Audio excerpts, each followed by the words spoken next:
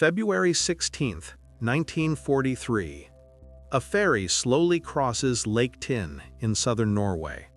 It's carrying 39 passengers and crew, and in its cargo hold, carefully secured in steel drums, sits 15,000 pounds of heavy water, the rarest, most valuable substance in the world.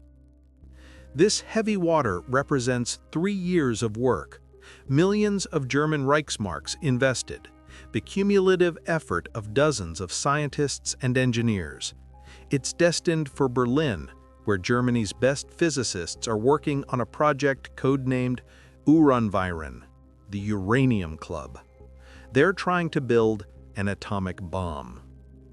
At 10:45 a.m., in the deepest part of the lake, the ferry suddenly shudders. Water begins pouring into the hull. The ship tilts violently to one side. Passengers scream. Crew members scramble to launch lifeboats. Within 4 minutes, the ferry sinks to the bottom of Lake Tinn, 1,300 feet down. The heavy water, Hitler's best chance at nuclear weapons, sinks with it.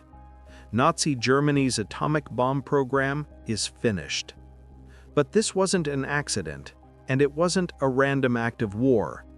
This was the culmination of a 3-year intelligence operation involving British commandos, Norwegian resistance fighters, American bombers, and one incredibly patient man who spent 6 months pretending to be a janitor. His name was Knut Haukelid, and his story begins 2 years earlier in a place most people have never heard of. The Vemork hydroelectric plant sits on a cliff face 600 feet above the Mona River Gorge in Telemark, Norway. It's one of the most remote, inaccessible industrial facilities in Europe. Built in 1911, Vemork was designed to harness the massive waterfalls of the region to generate electricity. But by the 1930s, it had become known for something else: producing heavy water. Now, if you're not a physicist, you're probably wondering, what the hell is heavy water? Let me explain, because understanding this is crucial to understanding why this facility mattered so much. Regular water, the stuff you drink, is H2O, 2 hydrogen atoms bonded to 1 oxygen atom. But not all hydrogen atoms are identical. Most hydrogen atoms have just 1 proton in their nucleus, but about 1 in every 7,000 hydrogen atoms has an extra neutron. This heavier version is called deuterium. Water made with deuterium instead of regular hydrogen is heavy water, deuterium oxide, or D2O. It looks like water, tastes like water, acts almost exactly like water, except it's about 10% heavier. And it has one critical property that regular water doesn't have. It can slow down neutrons without absorbing them. Why does that matter? Because building an atomic bomb requires a sustained nuclear chain reaction. When a uranium-235 atom splits, it releases neutrons. Those neutrons need to hit other uranium atoms to keep the reaction going. But neutrons move too fast. They zip right past uranium atoms without triggering fission.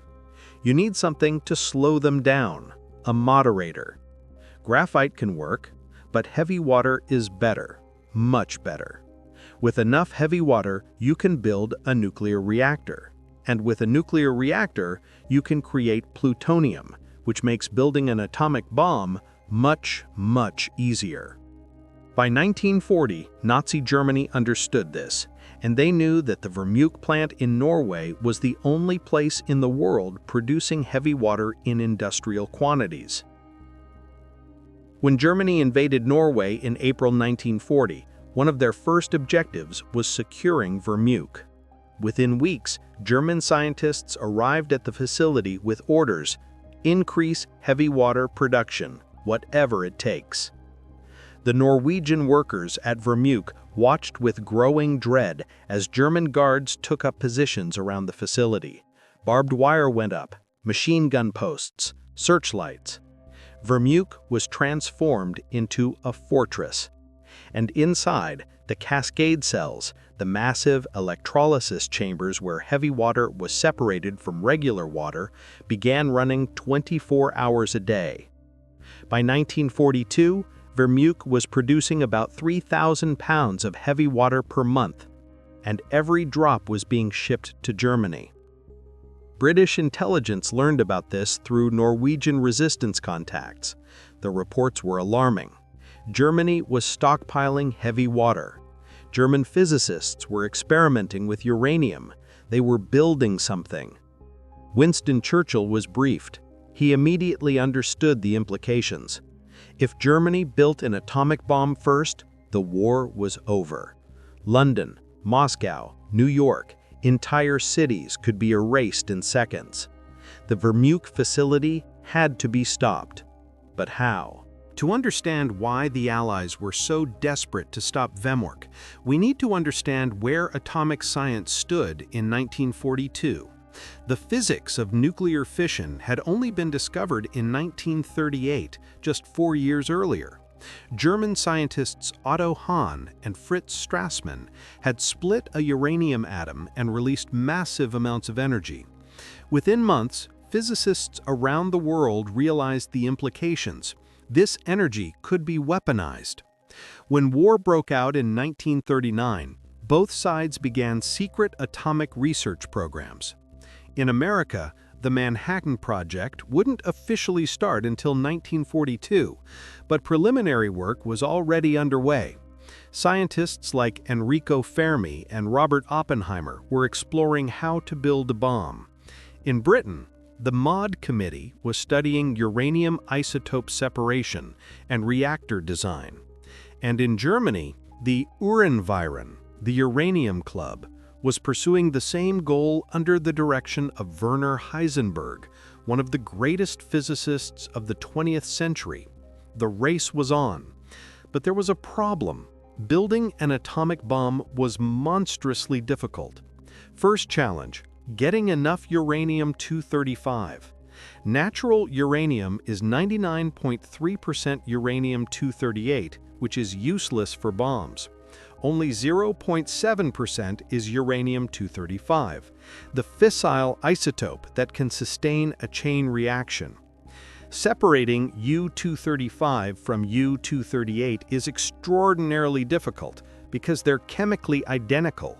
You can only separate them by weight, which requires massive, complex centrifuges or gaseous diffusion plants. Second challenge: even if you get enough U-235, you need to assemble it in a very specific way to create a supercritical mass. Get it wrong, and you just get a fizzle. Get it right, and you get a 20-kiloton explosion.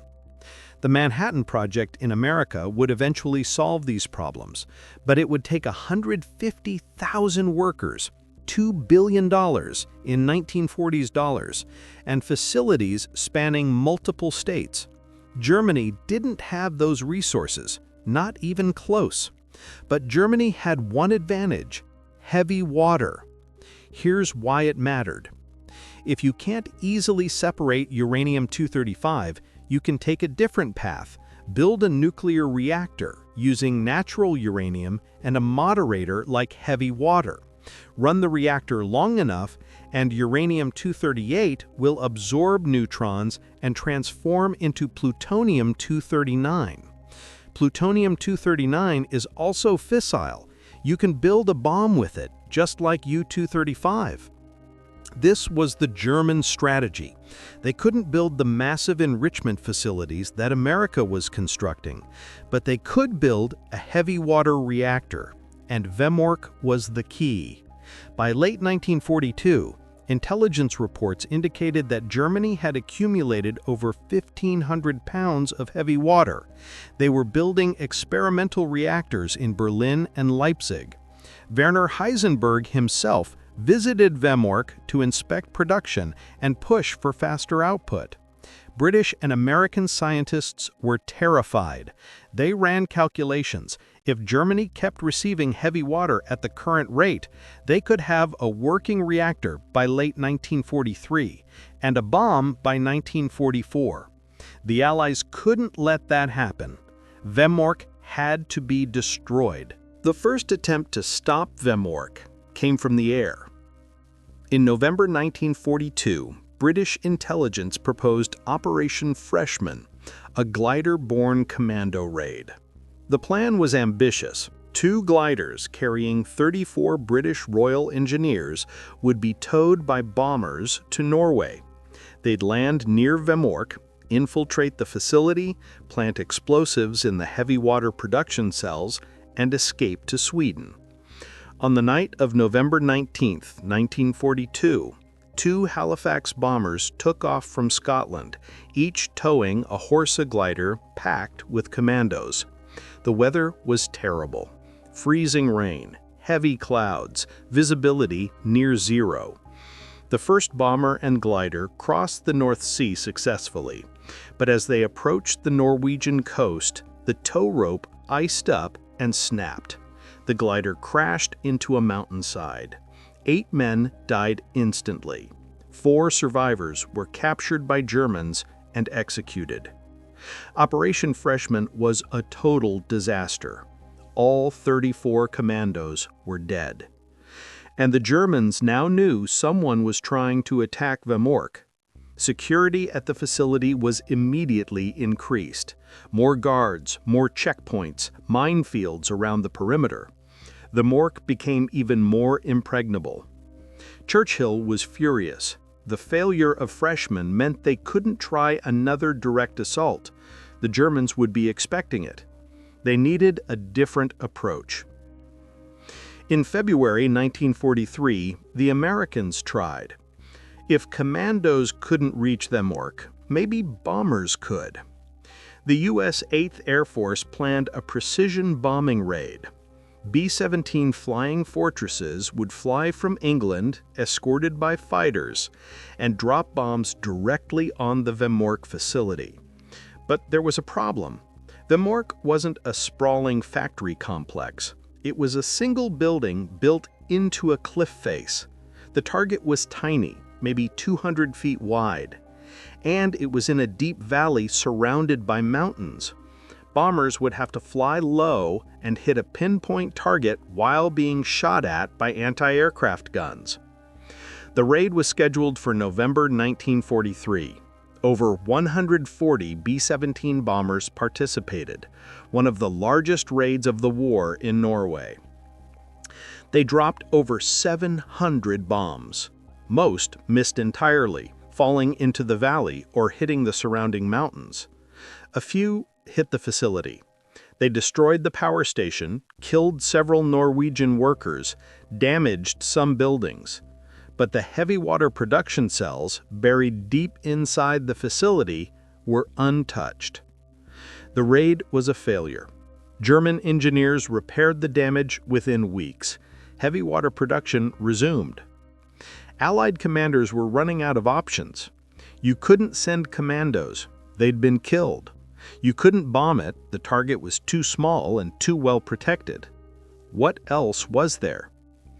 That's when British Special Operations Executive, SOE, proposed something different. Not a raid, not a bombing. Infiltration. The SOE plan was simple in concept, but incredibly dangerous in execution. Insert a small team of Norwegian resistance fighters into the area around Vemork.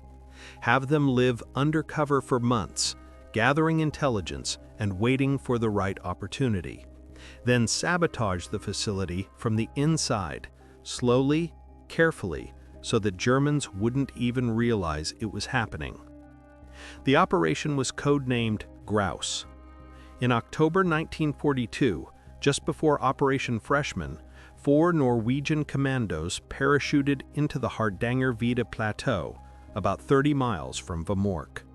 They were Jens Anton Poulsen, team leader; Knut Haukelid, radio operator; Klaus Helberg, guide; and Arne Kjelstrup, scout.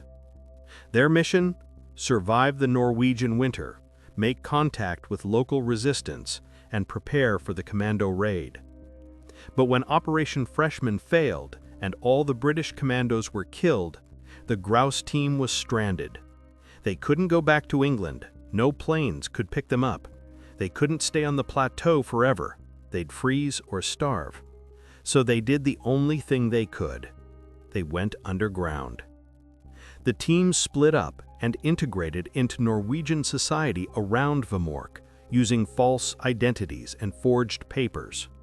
Knut Haukelid became a worker at a nearby power station. Klaus Hellberg got a job as a laborer. And Jens Anton Poulsen made contact with the local resistance network, a loose collection of Norwegian patriots who'd been quietly undermining the German occupation since 1940. That's when they learned about a man named Knut Haukelid.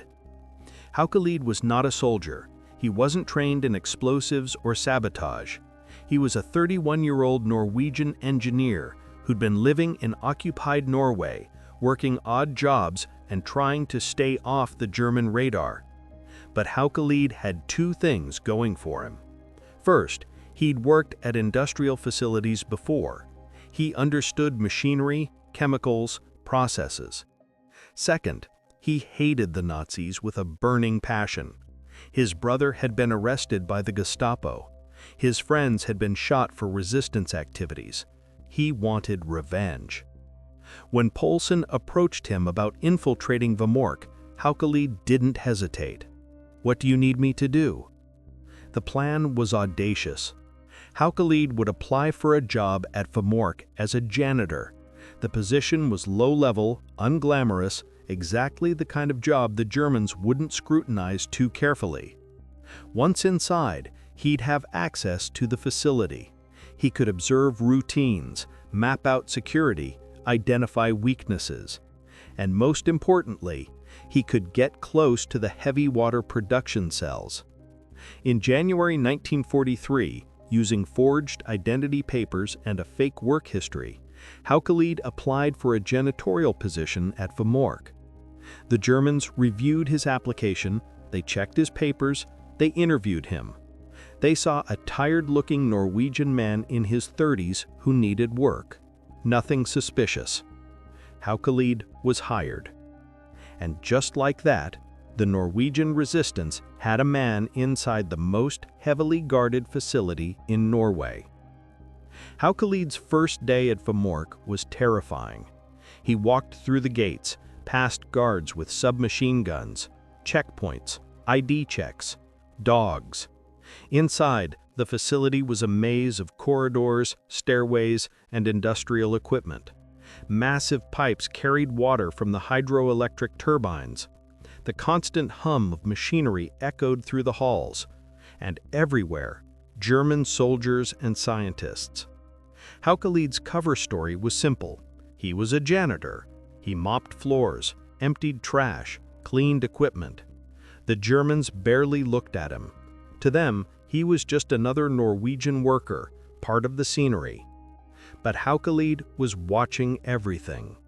He noted guard rotations. He observed which doors were locked and which weren't. He memorized the layout of the facility. And most importantly, he found the heavy water cells.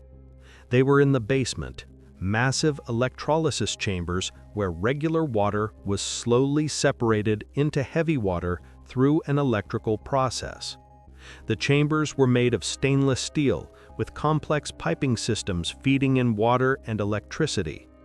German scientists supervised the operation constantly. They monitored production levels, ran purity tests, kept meticulous records. The heavy water was stored in large steel drums which were periodically shipped out to Berlin. Haukelid realized immediately, destroying this equipment would be nearly impossible without explosives. The facility was too well built, too robust. But contaminating the heavy water, that was possible. If he could introduce impurities into the production cells, slowly, over time, the heavy water would become useless for nuclear reactions. The Germans might not even notice until it was too late. Haukelid sent a coded message to SOE in London outlining his idea. The response came back within days. Proceed, whatever it takes. Sabotaging the heavy water without getting caught required extraordinary patience and precision.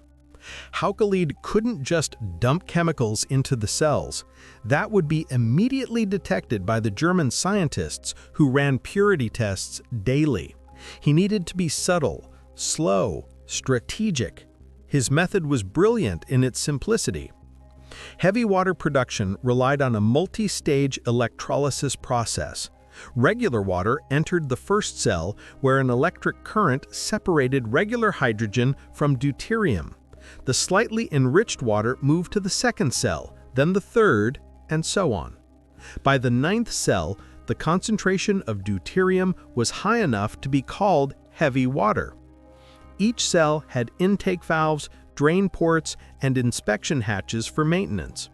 Haukelid's job as a janitor gave him access to these cells during cleaning shifts, usually late at night when most of the German scientists had gone home. His sabotage technique was carefully designed. First, he'd obtain small amounts of contaminants, sodium hydroxide, calcium compounds, organic residues, substances that would ruin the purity of heavy water but weren't immediately obvious. Then, during his cleaning shifts, he'd accidentally spill small amounts into the intake valves or drain ports. A few drops here, a small splash there. To anyone watching, it just looked like a clumsy janitor knocking over a cleaning bucket. But those few drops would contaminate thousands of gallons of heavy water as they moved through the production cells. The contamination was cumulative. Over days and weeks, the impurity levels in the heavy water slowly rose. The German scientists noticed the declining purity, but they attributed it to normal equipment degradation. They adjusted the electrolysis voltage, ran the cells longer, tried different maintenance schedules. They never suspected sabotage. Why would they? The only person in that section of the facility was a janitor, and he was just mopping floors. Haukelid's sabotage campaign lasted for 6 months. Every week, he introduced more contaminants. Every week, the purity of the heavy water decreased slightly. The Germans kept running tests. They kept adjusting parameters, but they couldn't figure out why production quality was declining. By summer 1943, the heavy water being produced at Vemork was below the purity threshold needed for nuclear reactions. It was still heavy water by chemical definition, but it was useless for building a reactor. And the Germans didn't know. They kept shipping barrels of contaminated heavy water to Berlin, where physicists like Heisenberg used it in their experiments that kept failing for reasons they couldn't understand. Haukelid had single-handedly set back the German atomic program by months, but then his luck ran out. In August 1943, a German security officer became suspicious. Nothing specific, but just a nagging sense that something wasn't right. Production quality had been declining for months. Equipment that should work perfectly was underperforming. He ordered a full security review of all personnel with access to the heavy water cells. That included janitors. Haukelid's forged papers were good, but they wouldn't survive intense scrutiny. If the Gestapo started digging into his background, they'd find inconsistencies.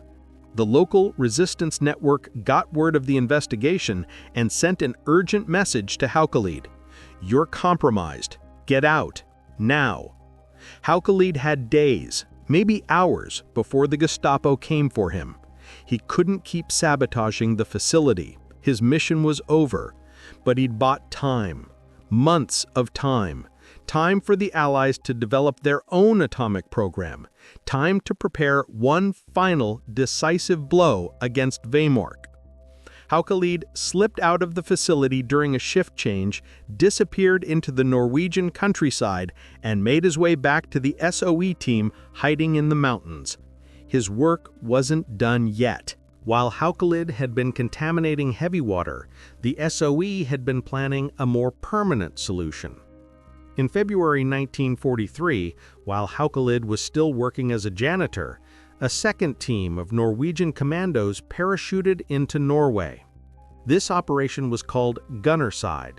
6 men, Joachim Roneberg, leader, Knut Haukelid, yes, the same man, he'd been training with SOE before going undercover, Frederick Kaiser, Kasper Idland, Hans Storhag, and Birger Stromsheim.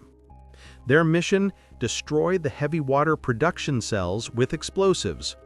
On the night of February 27th, 28th, 1943, the Gunnerside team, along with survivors from the Grouse team, infiltrated Vemork. They cut through fences, avoided guard patrols, and descended the steep gorge wall to reach the facility from below, a route the Germans considered impossible. They broke in through a cable tunnel, reached the heavy water cells, and placed explosive charges with timed fuses. At 1:00 a.m., the explosions detonated. The explosion shattered all 9 heavy water cells. Thousands of gallons of heavy water poured out, flooding the basement. 3 years of German production, gone in seconds. The commandos escaped without firing a single shot. All 6 Gunnerside members made it safely to Sweden. It was one of the most successful commando raids of the war. But the Germans weren't done. Within weeks, German engineers arrived at Vemork with orders to rebuild. Hitler personally demanded that heavy water production resume immediately. By summer 1943, the cells were repaired, production restarted. The Allies realized they'd have to destroy Vemork again. That's when the bombing raid happened, the 140 B-17s that dropped 700 bombs in November 1943. The raid damaged the facility but didn't destroy the cells. Once again, German engineers repaired everything. By February 1944, Vemork had accumulated another 15,000 pounds of heavy water. The Germans decided it was too risky to keep producing heavy water in Norway. They'd move the entire stockpile to Germany, where it would be safer. They loaded the heavy water into steel drums and placed them on a ferry, the DF Hydro, which would carry them across Lake Tinn on the first leg of the journey to Berlin. The ferry was scheduled to depart February 19, 1944. SOE learned about this plan through Norwegian resistance intelligence. They sent an urgent message to Knut Haukelid, who was still hiding in the mountains. "The heavy water is being moved. Stop it, whatever it takes." Haukelid and 2 resistance fighters, Rolf Sorley and Einar Skinnerlend, made their way to Lake Tinn. They had one chance. On the night of February 19th, just hours before the ferry was scheduled to depart, Haukelid and his team snuck aboard the DF Hydro. The ferry was guarded, but loosely. The Germans didn't expect anyone to be crazy enough to attack a civilian ferry. Haukelid climbed down into the bilge, the lowest part of the ship, below the waterline. He carried a satchel of plastic explosives and a timer mechanism. Working by flashlight in freezing water, Haukelid attached the explosives to the hull and set the timer for 10:45 a.m., when the ferry would be over the deepest part of Lake Tinn. Then he and his team slipped away into the night. The next morning, the ferry departed on schedule, 39 passengers and crew, and in the cargo hold, 15,000 pounds of heavy water in steel drums. At 10:45 a.m., the explosions detonated. A massive hole was blown in the ferry's hull. Water rushed in. The ship tilted violently and began to sink. Passengers screamed and scrambled for lifeboats. Some made it, many didn't. Within 4 minutes, the ferry sank to the bottom of Lake Tinn, over 1,300 feet deep. The heavy water sank with it. 14 Norwegians and 4 Germans died in the sinking. Haukelid, watching from the shore with binoculars, felt sick. He'd just killed innocent people, Norwegian civilians who had nothing to do with the war.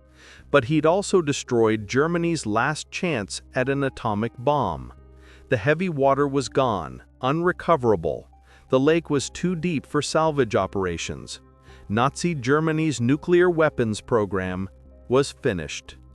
After the war, Allied intelligence teams swept into Germany to assess how close the Nazis had come to building an atomic bomb. What they found was both alarming and reassuring. Alarming, the Germans had been working on atomic weapons since 1939. They had world-class physicists like Werner Heisenberg, Carl Friedrich von Weizsäcker, and Otto Hahn. They understood the theory of nuclear fission as well as anyone. Reassuring, they were nowhere close to a working bomb.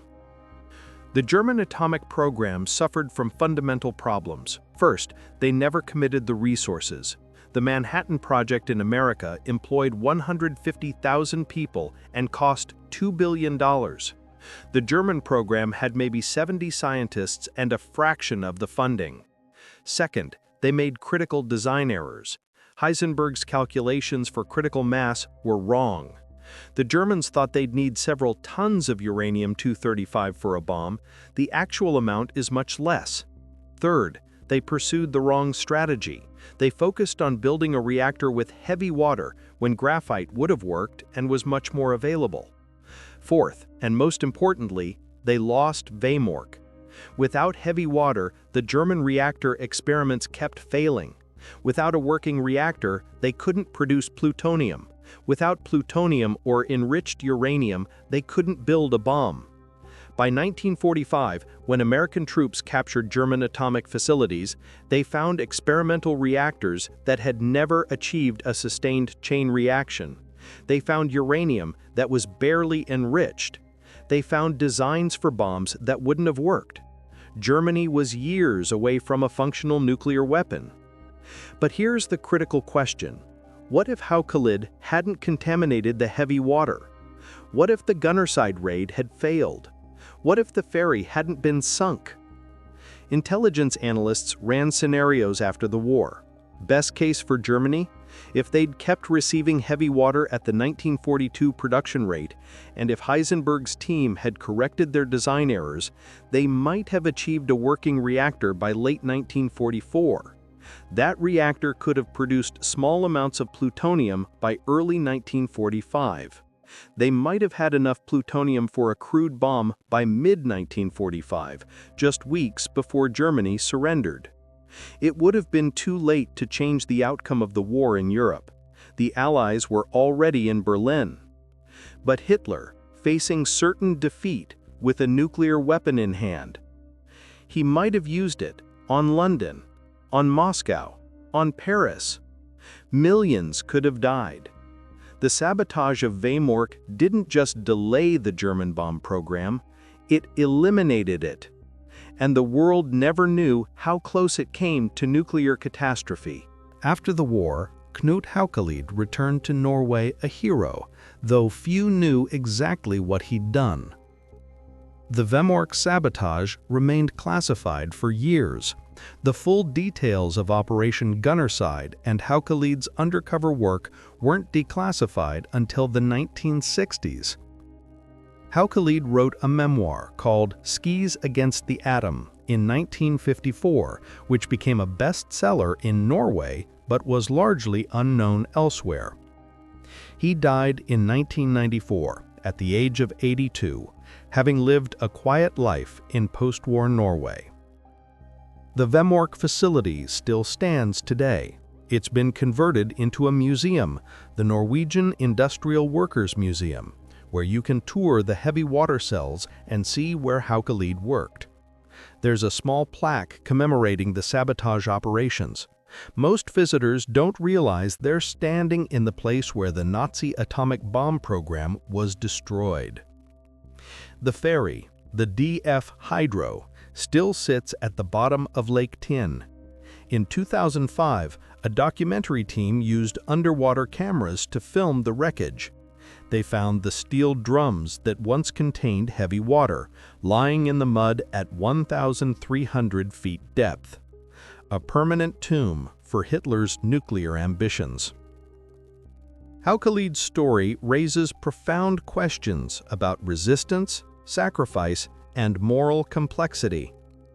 He spent 6 months living a double life, knowing that if he was caught, he'd be tortured and executed. Every day he walked past German guards who would have killed him instantly if they'd known who he really was. And at the end, he made the terrible decision to sink a ferry carrying civilians. 14 innocent Norwegians died because of the bomb he placed. Haukelid struggled with that guilt for the rest of his life. In interviews, he would say, "I killed those people. Their deaths are on my conscience.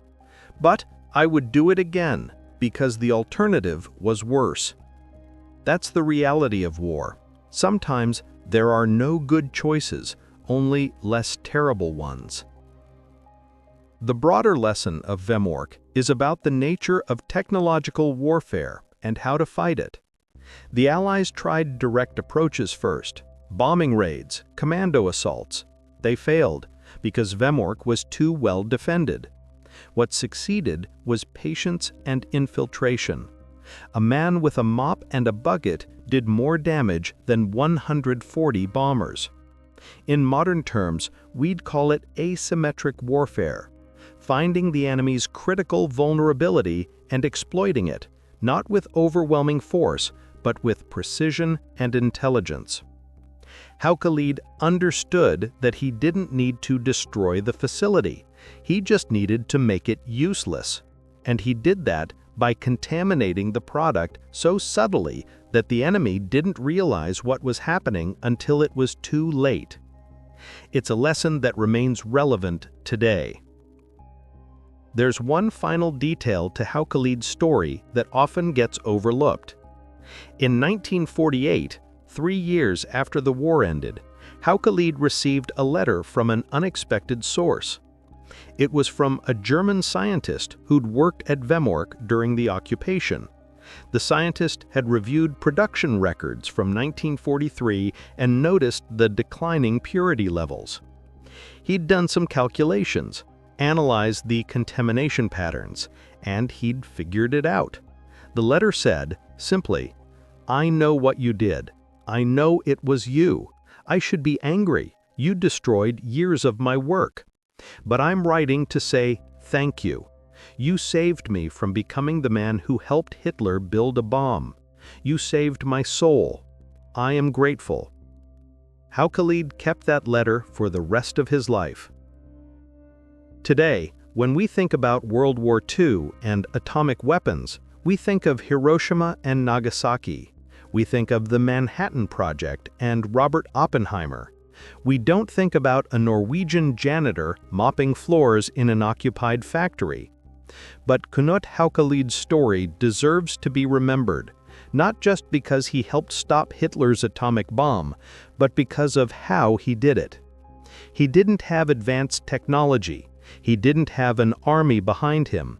He didn't even have a gun most of the time. He had patience, intelligence, and the courage to spend 6 months living among enemies, knowing that one mistake would mean death. In the grand narrative of World War II, Vemork is a footnote, a side story, a what-if scenario. But for the millions of people who might have died in a nuclear attack on London or Moscow or Paris, Knut Haukelid was the difference between life and death, and they never even knew his name. The heavy water still sits at the bottom of Lake Tinn, entombed in steel drums in the wreckage of a ferry. A silent reminder that sometimes the greatest acts of heroism are the quietest ones, the ones nobody sees, the ones that prevent disasters that never happen. Knut Haukelid saved the world. And he did it with a mop and a bucket.